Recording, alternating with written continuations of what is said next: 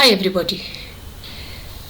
What we would be going to see now, what does it mean by purchasing power parity? So, have you ever wondered that, say today the dollar worth is rupees 65, 1 US dollar, and whereas 1 US dollar equivalents to say 112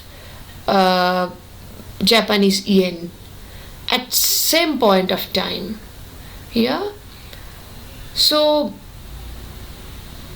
we can say that these exchange rates reflect the relative purchasing power of the currencies, of the respective currencies. So what I said in that example, it means that say basket of goods that can be purchased with $1 in United States, which will cost 60 rupees in India, and which will cost 112 Japanese yen in Japan. Yeah, that means same goods which will cost 1 US dollar, say in New York, that I have to shell out 112 JPY in Japan, and that I have to shell out 60 rupees if I have to purchase in India. Yeah. So purchasing power parity theory focuses on the inflation, how inflation is impacting the exchange rate. This relationship is being addressed by purchasing power parity theory. In short, we call PPP theory. Yeah. So there are actually two forms of this theory. In that absolute form. So what does it mean, absolute form? Absolute, as the name goes, it means that law of one price. It suggests that the price of similar products of two different countries should be equal when measured in a common currency. Let me say once again, prices of similar products of two different countries should be equal when measured in a common currency.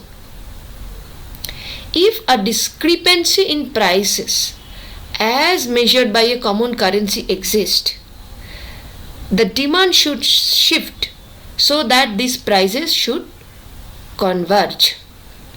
You can easily understand. Suppose you want to buy an Apple MacBook Air. Okay, you will see in India you may need to shell out 120,000 rupees. The same you will get in US if you convert in Indian currency at the current exchange rate also, that will be maybe 65k. So when I am converting in the same currency, prices are different in two different countries, but the goods are same. Yeah. So we can put this absolute form in another version, that the possibility of market imperfections such as transport cost, tariff, quota, any tax structure, etc., etc. So when we are trying to put in simple formula in order to address this law of one price in absolute form, then this market imperfection like transport cost, tariff, quota, any difference in tax structure, etc., in the sectoral constant. So it suggests that because of this market imperfection meaning transport cost, tariff, quota, etc.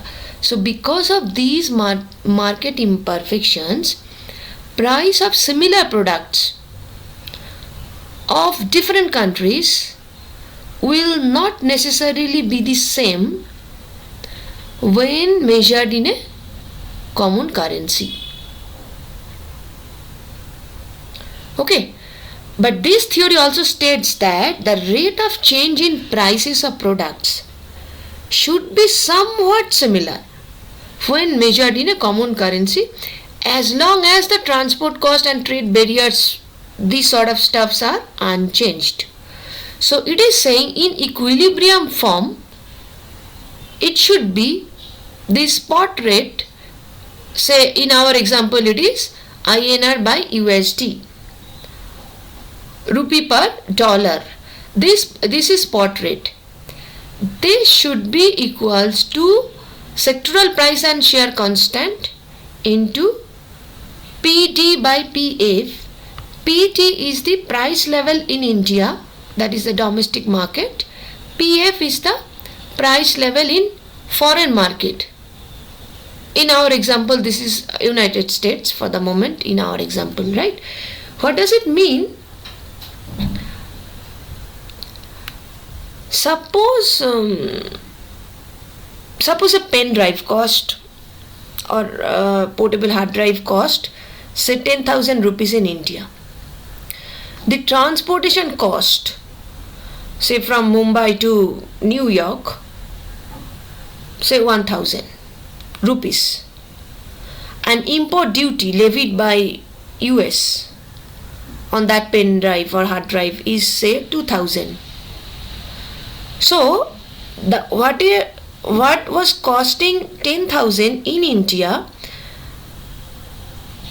I have to pay in US transport cost 1,000 and import duty 2,000, so total 13,000.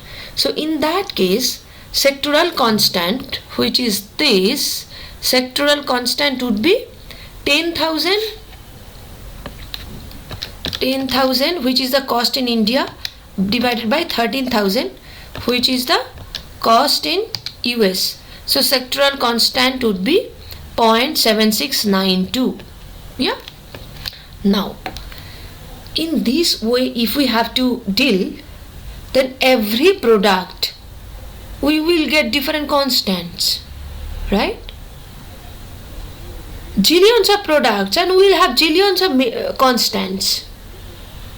This is very messy, and it is not possible.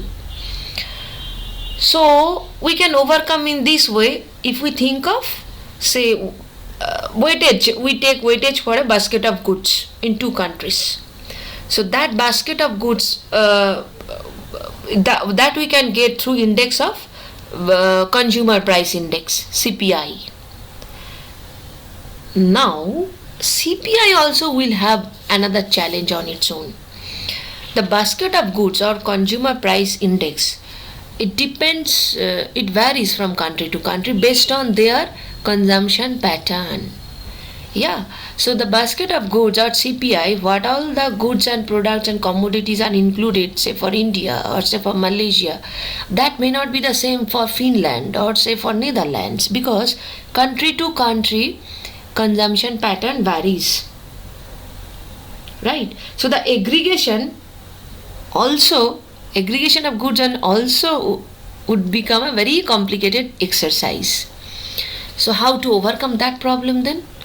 Then we started taking help of relative form.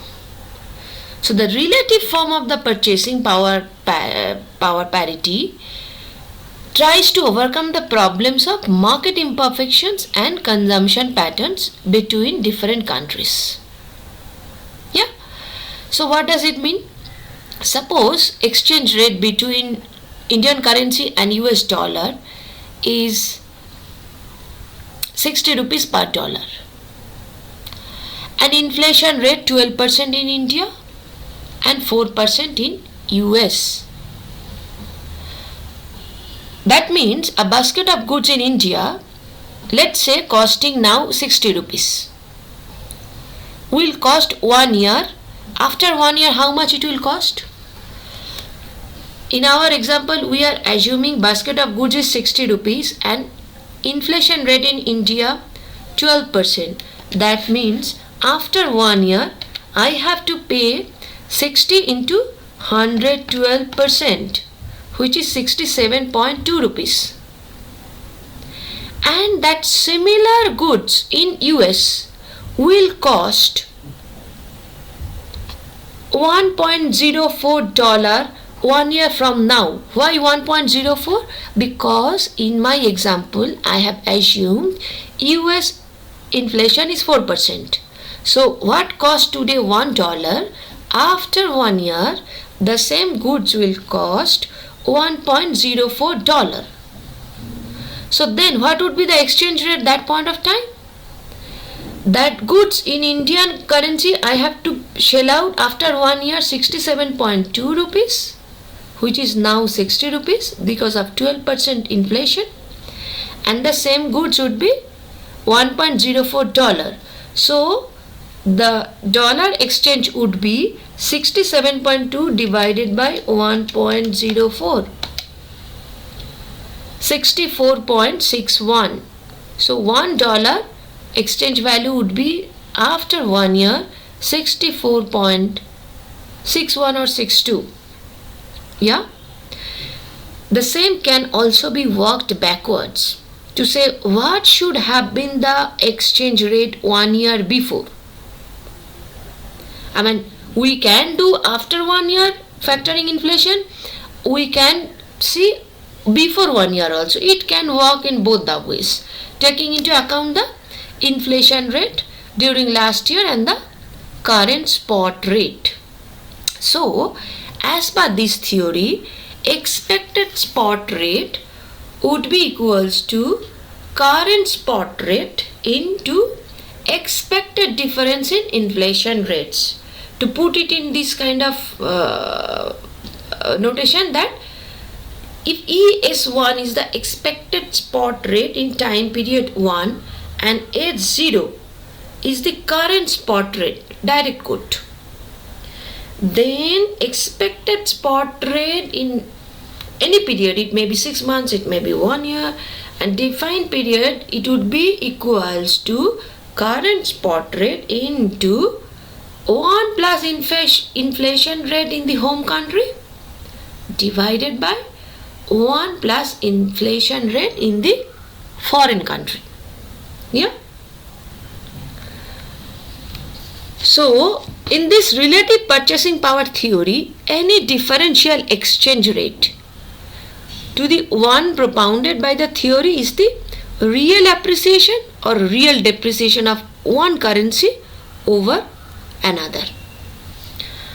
Okay, what I said that time, it might be, you might get confused. Let me show in this way. Let's say the exchange rate between INR and US dollar 1 year back, 60 rupees. Yeah. And let's say the rate of inflation in India and US during the last 1 year were 10% and 2% respectively. So 1 year ago rate was 60 rupees. Yeah. So the spot exchange rate today, what it would be? It would be, as we studied, that this is 1 year ago I am putting 60 into 1 plus inflation in the home country. In this example it is India, divided by inflation in the foreign country.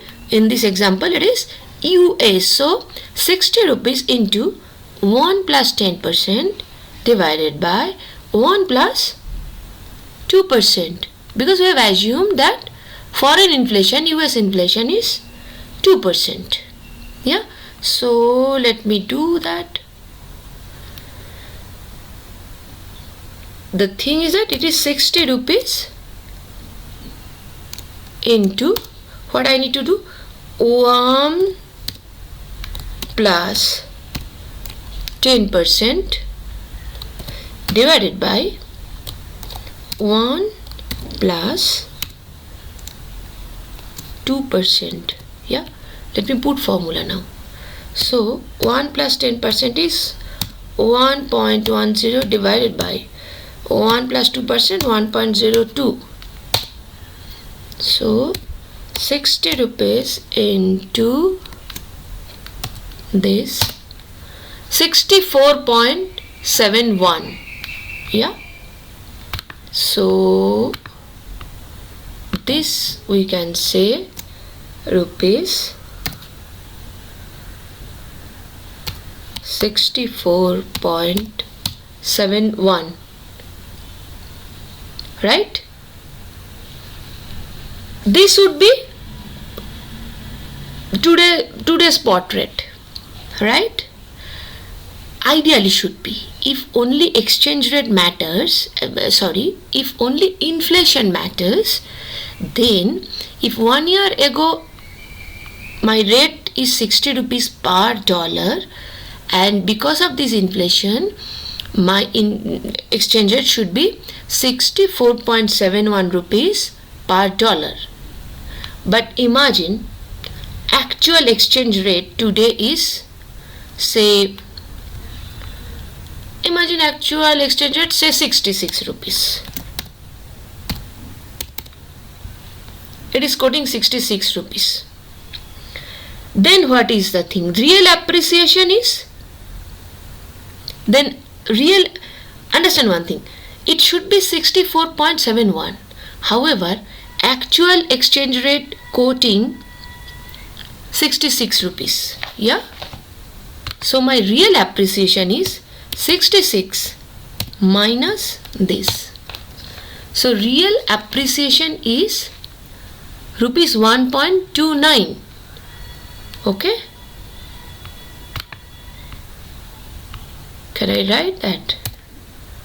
So the real appreciation is rupees 1.29. In terms of percentage, rupees 1.29 divided by rupees 60. Originally it was 60 into 100 in terms of percentage, which equals to 1.29 divided by 60 into 100, 2.15 percentage. Yeah. So this appreciation of the US dollar against Indian currency is explained by factors other than inflation. Yeah. If inflation only matters, rate should be 64.71. However, actual exchange rate is today 66. So the real appreciation, inflation is not real appreciation, right? That it is impacting purchasing power. So over and above whatever is there more than 64.71, that is my real appreciation, and that is 1 rupees 29 paisa, which is 2.15%. Yeah. So purchasing power parity, it's more or less closely approximated in the long run than in the short run. Yeah. So in next video lessons we would be seeing more illustrations how cost of goods changes based on inflation, and different countries will have different purchase price for the same goods. Yeah. Thank you.